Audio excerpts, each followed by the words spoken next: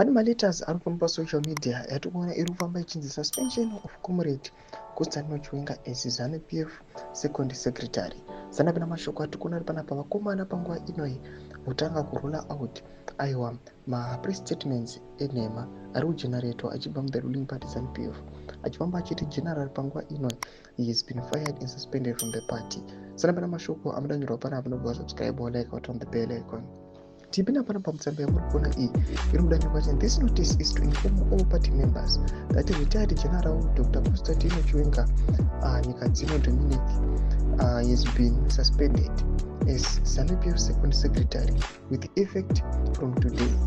This follows his public utterances inconsistent with party protocols and without following proper internal processes within the party, notably the two recent speeches at the National Heroes Acre in January 2025. ZANU-PF Secretary for Information and Publicity and the party spokesperson, Corporate Ambassador Christopher Mchangwa, will go for a press conference in due course to give final details. Ndo vauya zvavo vakomana ndobva vauya vakasaina vakaisa masignature sezvamuri kuona pascreen apo. Mashoko atiri kuona kuti panapa akundemewa nevakomana kunyange vekozwa vaiva vakati aiwa musina muchiteerera mashoko awa noda kuti this letter is not authentic. Panapa vakomana vari kupusha propaganda yavo, vakomana aiwa varikuuya kune mutumiri wenyika vada kukonzeresa chaos. Mashoko atiri kuona kuti panguva inoi aiwa nyika yeZimbabwe pai in broad aiwa a political environment iri very tense.